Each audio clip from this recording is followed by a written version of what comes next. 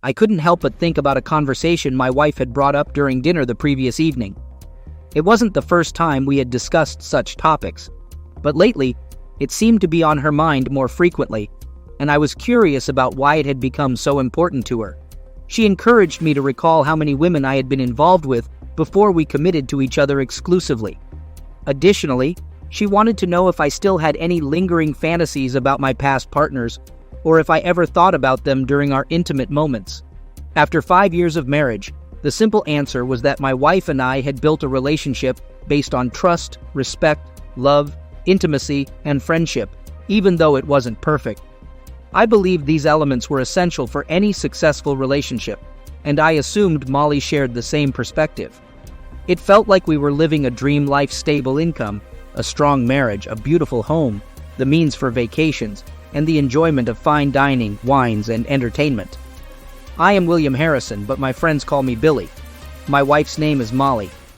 During my childhood, I stayed in shape by playing football and hockey year-round and dedicating time to weightlifting. Nowadays, I maintain my fitness through running and actively participating in the adult soccer league, occasionally indulging in pond hockey. My beloved wife Molly, with her radiant eyes, flawless complexion, and lovely lips, possessed the ability to captivate anyone with her smile and engaging conversations on a wide range of topics. Her genuine interest in others made her an exceptional listener and an impartial advisor. Though her friendly demeanor might have seemed like flirting or casual behavior at times, it never bothered me because Molly knew how to keep conversations respectful and appropriate. In my eyes, Molly had a near-perfect character, with the only occasional annoyance being a minor flaw that occasionally led to emotional discussions between us.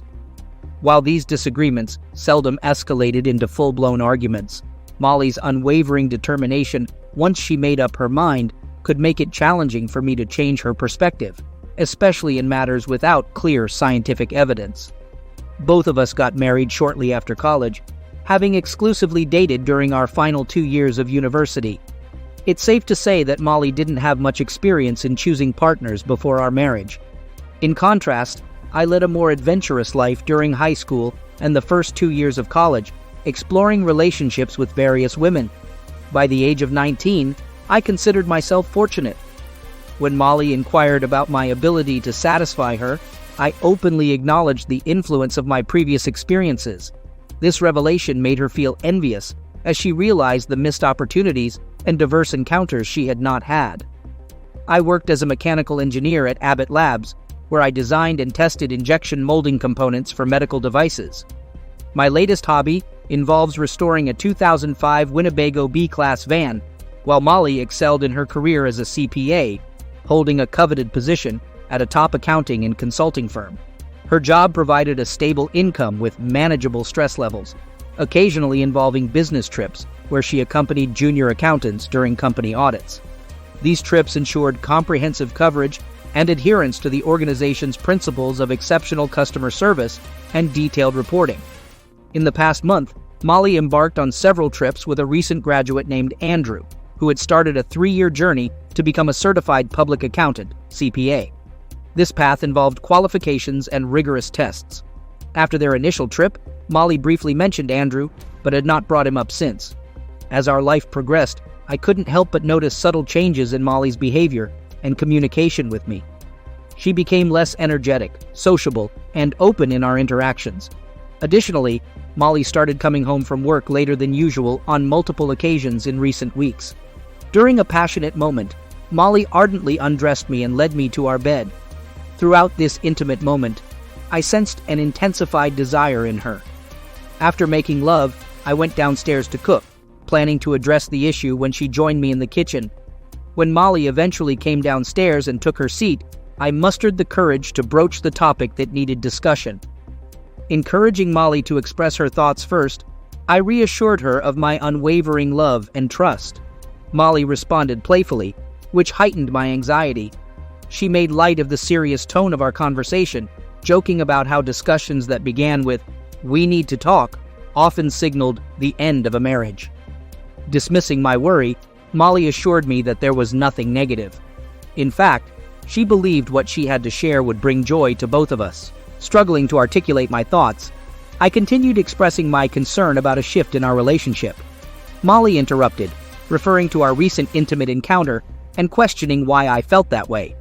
I clarified that it wasn't what I meant, but my anxiety persisted. Since Molly had brought up our passionate moment, I couldn't help but inquire about what had sparked such intense passion that she practically tore off my clothes. Molly's demeanor instantly changed, showing tension, concern, and guilt. She defensively suggested that if I wasn't satisfied with her strong attraction to me, maybe I should address the issue myself. Noticing this change, I questioned Molly about it, expressing my observations of her anxiety and guilt, along with her defensive reaction. I urged her to acknowledge this and pleaded for honesty, asking her to tell me what was truly happening. I stressed the importance of honesty and clarity. Molly's tone softened as she apologized, explaining that she hadn't meant to react that way. She expressed the need to share what was going on, emphasizing her boundless love for me and the significance of our life together. Molly spoke sincerely during our conversation, her tone filled with confidence and tenderness. Expressing my heightened concern, I asked if she was cheating on me, fearing the worst. Molly, sounding offended but determined, denied any betrayal of trust or unfaithfulness. She reassured me of her respect for me and our relationship. Despite my concerns, Molly encouraged me to listen without making hasty judgments. She explained her intention to discuss something important and stressed the importance of having an open conversation. Molly reiterated her commitment to our relationship, expressing her desire to create a future together, have children, grow old as partners, and be with me for life. She prepared me for the challenge of comprehending what she was about to reveal, asking that I carefully listen and consider the full context. Molly clarified that she had been talking about Andrew, her colleague with whom she had gone on business trips. Alongside these trips, she had lunch, attended happy hours, and even had dinner with him last week. Molly flatly stated that she hadn't cheated or engaged in a romantic relationship. She acknowledged her actions, but insisted it wasn't cheating on me. I want to stress that I truly want you to hear me out, and I apologize if my previous statements seemed contradictory, Molly said. You're right. I crossed a line by spending time with Andrew without informing you. However, I want to assure you that I don't love him. We had a flirtation that initially seemed innocent but gradually became more questionable. Everything changed when he expressed his desire for a physical relationship. Despite being 7 years younger, incredibly fit, and very handsome, she continued, I needed him to understand that my feelings toward him were passionate, not love. In a fit of anger, I confronted him, asking if he was leaving me, if he loved him, or if they had already been intimate. He reassured me, saying that he wanted to emphasize once again that he hadn't been intimate with Andrew or anyone else, Molly explained. He clarified that this was part of the problem and asked me to listen. He stressed that he only loved me. Andrew is younger, and I could never develop romantic feelings for him. However, before I met you, I had limited experience. Sometimes I feel that I missed out on certain experiences that you had before we became a couple. The thought that this young man to whom I am undoubtedly attracted desires an intimate relationship with me troubles me, Molly continued. Andrew and I flirted at work today, which may partly explain why I came home with such a strong desire, longing for your love. She noticed my reaction as my pulse quickened and hurried to clarify.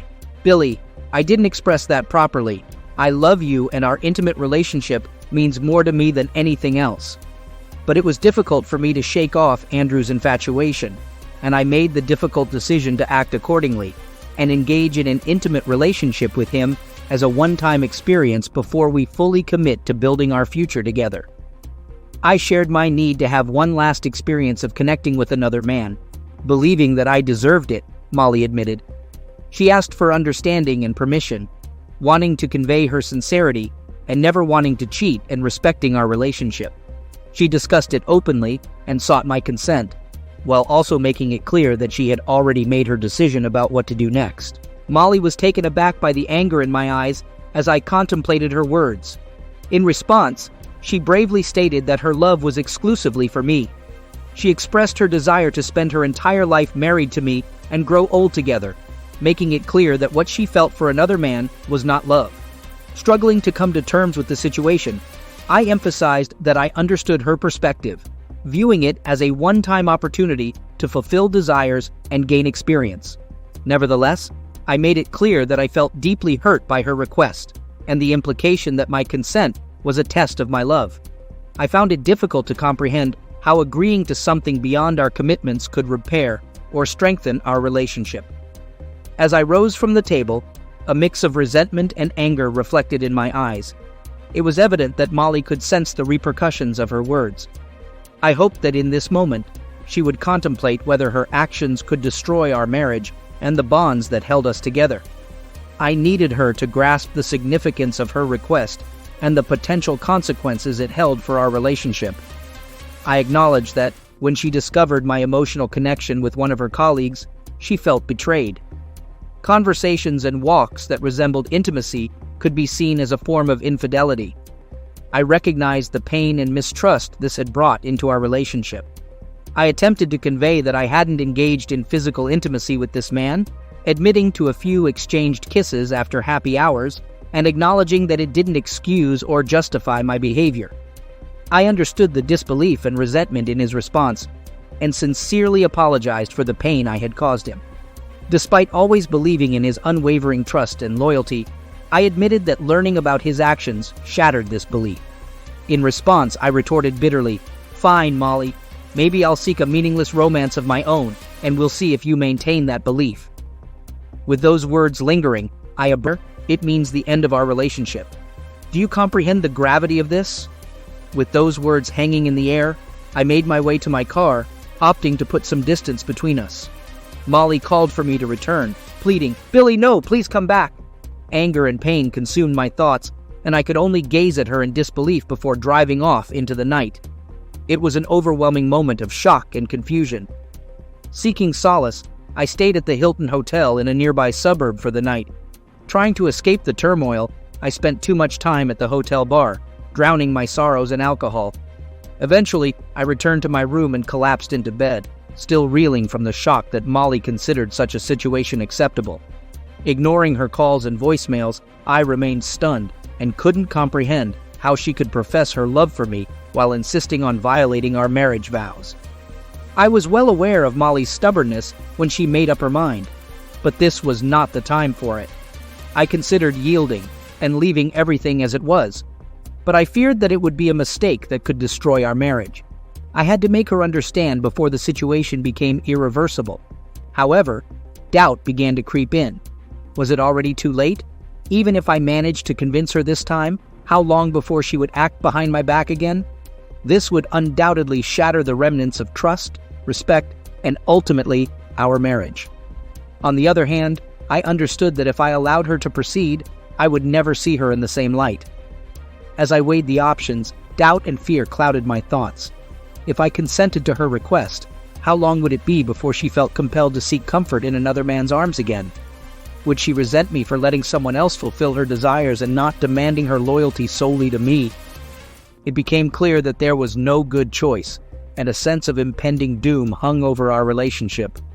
Something inside me suggested that our path was already leading to a tragic ending. Finally, I reached a decision. My only glimmer of hope rested on convincing her to reconsider and attend counseling with me. Together, perhaps we could uncover the root cause of her desire for intimacy outside our marriage. With this choice in mind, I marked Wednesday on the calendar as the day to broach this topic and present my arguments. Feeling the heavy burden of pain and sadness, I decided to call in sick at work. As soon as I learned that Molly was away, I returned to our house and immersed myself in completing some unfinished work on the van.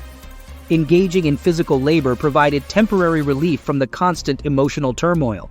I successfully installed and connected the solar panel, ensured all electrical components were in working order, and refilled the water tanks. I knew that with one more day of work on assembling the body, the van would be ready for our journey by Thursday. As Molly's return drew near, I buried myself in these tasks, seeking solace amid the heartache. After carefully researching divorce proceedings, financial matters, and seeking professional guidance, I felt I had a preliminary plan of action for both potential outcomes that awaited me. With a sense of urgency, I surveyed our home and compiled a list of my personal possessions, focusing on items of great importance to me. Time was of the essence. and I managed to visit the bank before Molly's arrival. At the bank, I acted swiftly, canceling our joint credit card and opening one solely in my name. Similarly, I closed our shared checking account and established an individual account under my name. I decided to use funds from our shared account to prepay the mortgage over the next 2 months. Afterward, I divided the remaining balance in half, issuing Molly a check for her share and placing my portion into a personal savings account. Amidst mixed emotions, I sought solace in a familiar pub I frequented.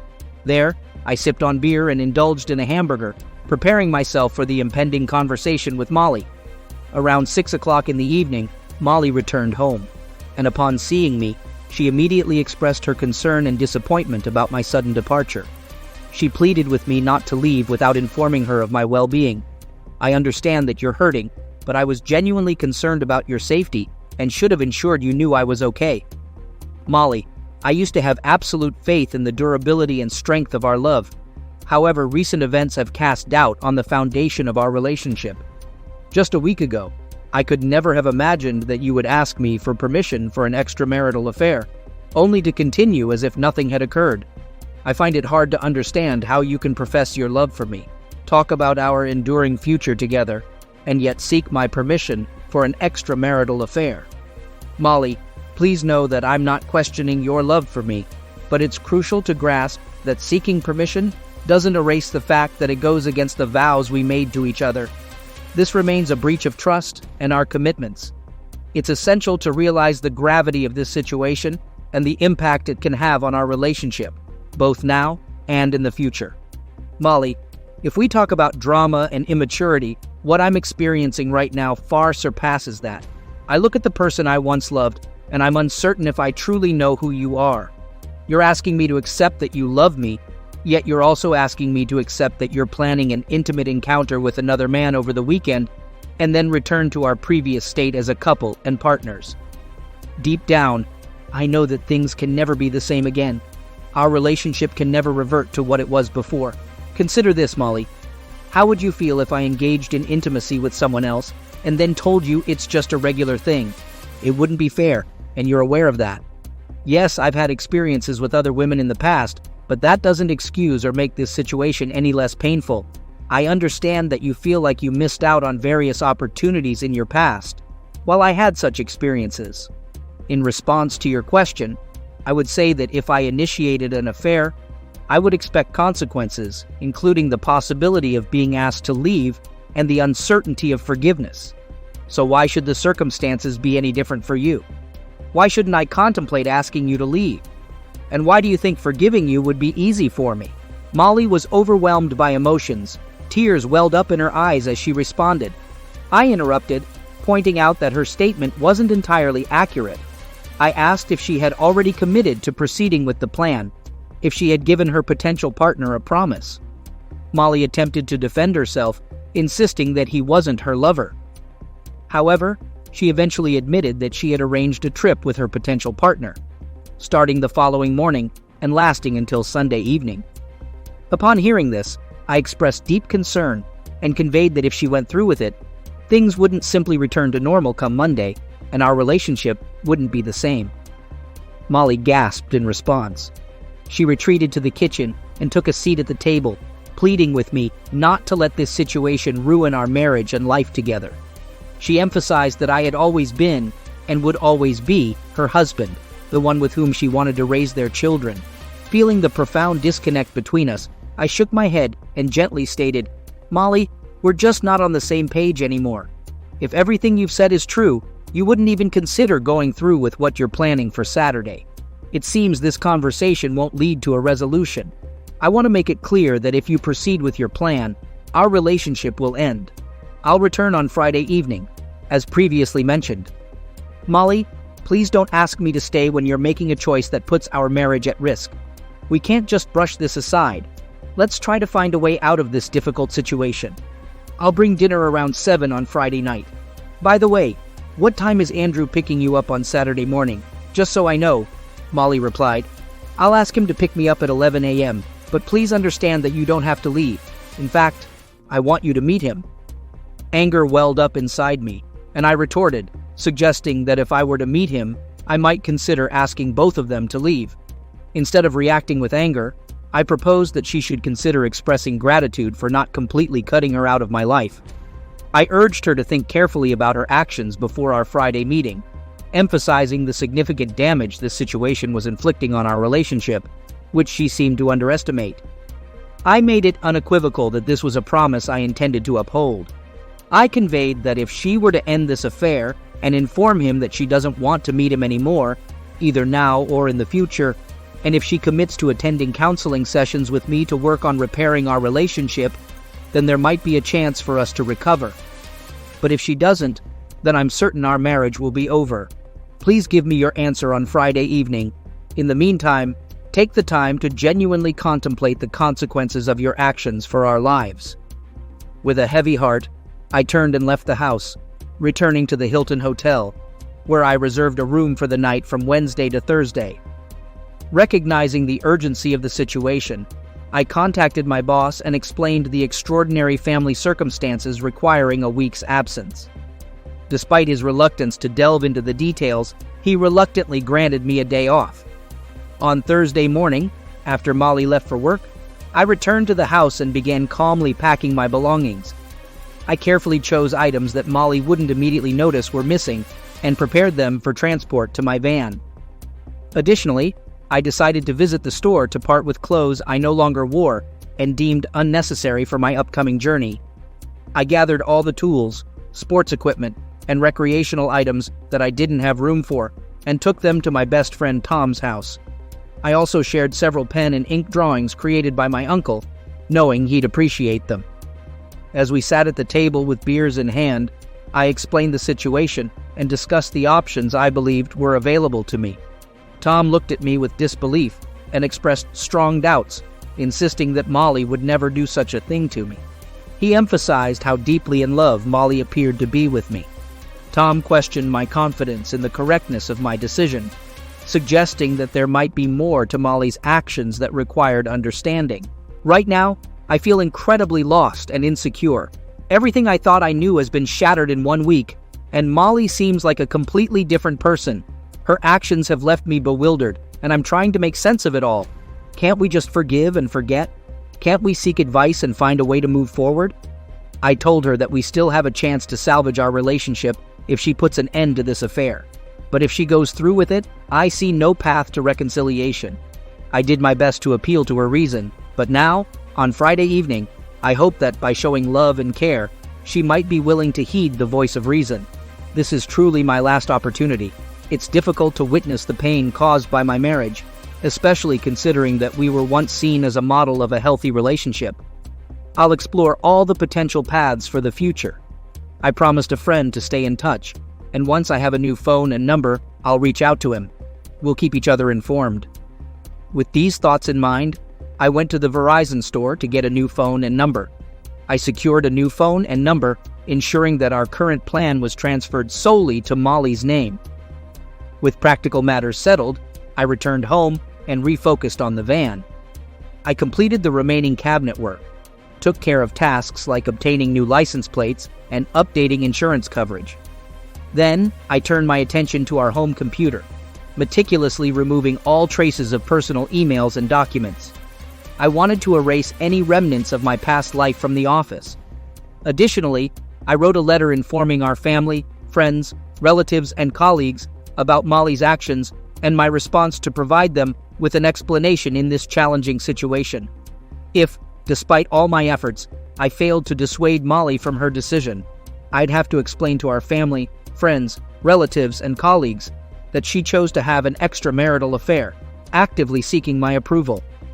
Despite my pleas for her to reconsider, I made it clear that I warned her this would lead to the end of our marriage, but she proceeded. I never wanted to discuss it, but I wanted people to know the truth about what happened. On Friday, I continued discussing the situation with the divorce lawyer to get advice on the potential outcome of our situation. Considering our comparable incomes and no children, I learned that the typical divorce scenario likely involves a 50-50 division of all assets. Though it was emotionally challenging, it was necessary to gather this information and prepare for the possibility of a trial. While most aspects of a potential divorce settlement seemed relatively straightforward, there was uncertainty about whether Molly would be entitled to half of my 401k retirement plan. Given that Molly had made substantial contributions for a long time, there were over $200,000 in deferred tax funds in this account. Additionally, Molly was covered by a defined benefit pension plan, creating uncertainty about its impact on the divorce process. After careful consideration, I concluded that I had worked hard to save this money. Rather than risking a 50% loss due to my wife's infidelity, I decided to accept a 40% tax penalty and withdraw the money before the divorce process began. It was a tough choice, but it provided some control and protection for the financial assets I had worked hard to accumulate. I decided to postpone any financial decisions until the weekend because I still held hope that I could convince Molly to change her mind and end this terrible situation. Despite all my attempts to reason with her, as Friday approached, I felt helpless and uncertain about our future, our marriage, and my love for her. Now everything was in Molly's hands, and I could only pray that she made the right choice. I returned to our house and anxiously waited for Molly to come home from work. When she entered the kitchen, her face lit up with excitement, expressing how much she missed my presence at home. She sincerely thanked me for coming home, expressing that she really missed me and couldn't bear it when I wasn't with her. She asked me to promise not to leave like that again. I acknowledged her feelings, stating that she was right, and we loved each other, emphasizing the importance of being together. I suggested she freshen up and take a shower, while I prepared to light the grill for a lovely dinner together. I mentioned that we should cherish what our marriage meant to us that night. Molly became visibly upset when I mentioned the uncertain future of our relationship. She replied, growing increasingly annoyed, asking me to stop questioning our marriage as it upset her. I sighed, proposing that we postpone the conversation for now and focus on enjoying the evening. I assured her that we could continue the conversation later. I emphasized the need to focus on the pleasant part of the evening. I replied, "Certainly, Molly. I promise that I'll stay with you tonight, and you won't have to worry about me being upset or leaving." When Molly returned from her shower, I turned to her and couldn't help but express my admiration and sincere praise. She responded with a mischievous smile, indicating her desire to give me a glimpse of what our upcoming weeks would be like. Molly revealed that she had purchased different outfits for us to enjoy, and playfully mentioned it was time to move on to the food. She expressed hunger, but a preference for starting with dessert. We quickly began our meal, finishing the main course in a hurry, eager to savor the sweet finale and approach the coming weeks with excitement. Later, I gently carried Molly upstairs and placed her on the bed after our intimate encounter. She was breathless and completely satisfied, soon falling asleep. The next morning, Molly woke up at 8:30 a.m., signaling the need to prepare for the day ahead. With Andrew scheduled to pick her up at 11 a.m., Molly's mind was filled with guilt, anxiety, and a hidden desire.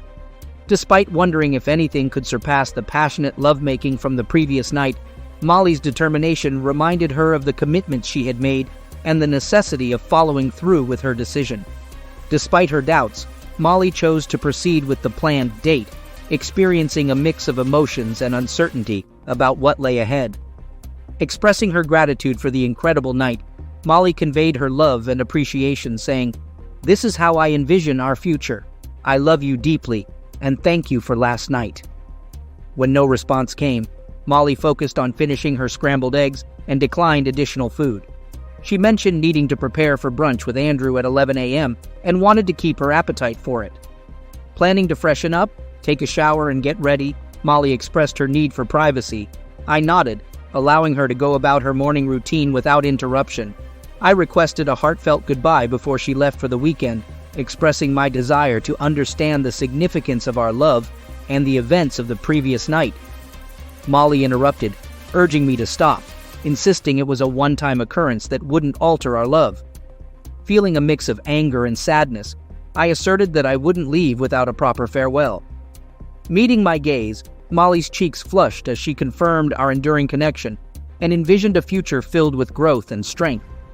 Responding with frustration, I expressed my exasperation at her capacity to believe in such words. Molly's understanding demeanor shifted as she comprehended the weight of my remarks, and tears welled up as she hurried to the bathroom. After a quick shower and meticulous makeup application, Molly emerged with a weekend bag, aware of the limited time. Witnessing her prepare to meet another man filled me with immense anger and pain. Molly asked if I was okay, expressing concern, and I struggled for words, emphasizing my desire for a special celebration of our love. A heavy silence hung in the air as Molly absorbed my words, experiencing deep emotions. She implored me not to view this as our last night together and encouraged us to look to the future where we could overcome this challenge and emerge stronger than ever.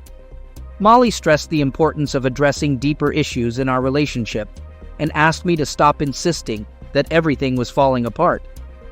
Before Molly could respond, a car approached, and she inquired if she should let Andrew in, hoping his introduction would ease my concerns. I strongly rejected the idea, threatening regrettable actions if she allowed him inside. My words lingered, revealing the depth of my suffering, leaving Molly shocked. Realizing further conversation would only escalate tension, she silently picked up her bag and headed for the door. I sat there, lost in thought, recognizing that Molly was determined to go ahead with her plans, despite my efforts to prevent the affair from destroying our marriage. After 30 minutes, feeling a need for change, I began moving my important belongings into the van. I noticed Molly's wedding rings left on the dresser, and with a mix of sadness and resignation, I carefully put them in my pocket. 2 hours later, I had securely packed all my significant belongings into the van, a tangible reminder of the decision we both had to confront. Overwhelmed by anger and pain, I wandered through the house in a state of confusion. The wedding album caught my attention, filled with 40 precious photos capturing memories of our wedding 5 years ago. Unable to contain my disappointment, I cut a deep cross through the plastic covering each photo and tossed them into the fireplace. The crackling flames devoured what had once symbolized our love. Sitting at the desk, my heart heavy with grief and determination, I began composing my final letter to Molly. Molly, this is my farewell message. I couldn't bear to see you walk away from me in our once cherished marriage. Your wedding rings left behind symbolize the abandonment of our commitments, evading the reality of your infidelity in pursuit of a free weekend. It's difficult for me to fathom how you could believe, without a shred of doubt, that having an affair and then returning to our marriage as if nothing had changed is acceptable. I genuinely can't grasp your thought process and how breaking our sacred wedding vows could seem okay to you. Your actions have caused me immense humiliation and disrespect in our marriage. Believing that a seemingly harmless affair over the weekend wouldn't affect my feelings for you is a grave misunderstanding. In reality, it meant everything. Your actions have illuminated a significant difference between my love for you and the love you claimed to feel, if it existed at all. It laid bare a vast gap between what I believed I deserved and what I mistakenly thought we shared. You've hurt me more deeply than any other experience. You took my love, ripped it out of my chest, and callously trampled on it. The initial betrayal occurred when you began flirting with your lover during dinners and happy hours. Kissing during these encounters intensified your infidelity, which you wrongly perceived as acceptable. However, the ultimate blow to our mutual love occurred when you assumed I would agree to your betrayal. How could you believe you deserved this, and that my love for you would tolerate such betrayal? I'm astounded by how your mind arrived at such an idea. Attempting to reason with you, I made it clear that our love, marriage, and friendship would never remain unaffected. Instead, you dismissed my concerns, labeling me as immature and dramatic. I implored you to halt this weekend affair before it happened, offering to consult a psychologist and make efforts to salvage our marriage. My words were ignored, despite warning that the incredible night of love we shared would be our last if you continued. You chose to disregard me, assuming I would obediently stay by your side. I don't understand how you believed I'd agree to such betrayal. It's as if you never really knew me. I trusted you so deeply that I failed to realize you were capable of this level of destruction. While I could physically intervene, I knew it would only breed resentment and gradually dismantle our marriage. Believing this to be an isolated incident is self-deception. If this experience was unsatisfactory, how long until you seek another attraction? And if it was pleasurable, how soon until your fantasies compel you to repeat it? These questions haunt me, underscoring the crux of the issue. You might conceal future infidelities, especially considering the devastating consequences we now face. But I am certain these betrayals would persist, further eroding the fabric of our relationship. The truth is, I can't be in a relationship without trust, and your actions have utterly shattered my trust. I can't envision loving you again while tormented by thoughts of your presence beside me or your mind wandering to other lovers. During our intimate moments, it felt like all the love, respect, trust, and friendship you professed were washed away, leaving me with empty promises. I can't muster the strength to forgive you for the pain you've caused, and I can't envision ever trusting you or maintaining a friendly relationship. Just as you callously tore love from my chest, I must cut you out of my life. There are practical matters I need to address. I've divided our property and covered the mortgage payments for the next 2 months. Enclosed is a check for your share of our joint accounts. I canceled our joint Verizon account as of Monday, so you'll need to start your own. Insurance policies and joint credit cards have been canceled as well, and I've legally removed my name from the mortgage loan, preparing a document relinquishing ownership of the house and transferring it to you. It's your choice whether to sell or continue living there, as it's no longer my home and I won't return. As you can see, I sold my car and chose a van. I may eventually pawn your wedding rings for gas money. I admit that I acted impulsively in the midst of pain and anger. In a moment of frustration and despair, I used a box cutter to cut through our wedding album, leaving the remnants scattered in the fireplace. If you deem it appropriate, please burn them. It would symbolize the end of our marriage. I also confess to sending an email to our friends, relatives, colleagues, and acquaintances, informing them of your decision to continue an affair outside our marriage. I announced my decision to leave you, giving you a day or two to consider how you want to present your side of the story. I strongly recommend taking responsibility for your actions as you move forward with your new life. You can pursue any experiences and relationships you desire, but I urge you to avoid getting involved with married individuals, as your actions have already caused enough harm to innocent lives. You're free to end our marriage, sell the house, move on, and shape your future. I leave these decisions in your hands because they no longer concern me. If I'm fortunate enough to find a woman who truly loves and respects me as I deserve, I'll be grateful for this opportunity in my life. Perhaps we can discuss divorce when the time is right. At the moment, my focus is elsewhere. I've decided to quit my job and cash out my 401k. My sole plan now is to sever all ties with you and avoid any future encounters. When I depart, I'll take a left turn on the road, leaving memories of you behind in the rearview mirror. Farewell, Molly. Finally, I began sending the letter I wrote to all our friends, relatives, and acquaintances, scheduling the mailing for Monday. By then, I should have moved away from my previous life. With one last glance, I turned away and walked out the door, hurrying away from the remnants of my past. I drove along the banks of the mighty Mississippi, pondering my next moves. I decided to follow Molly's path from Minneapolis-St. Paul to the bustling city of New Orleans. Once I reach that destination, I'll have to make a crucial decision, metaphorically speaking, to the left or to the right. During the long hours on the road, thoughts about Molly and whether I was making the right choice filled my mind.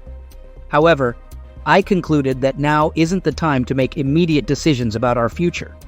It will be weeks before I can even contemplate the possibility of friendship, let alone staying married.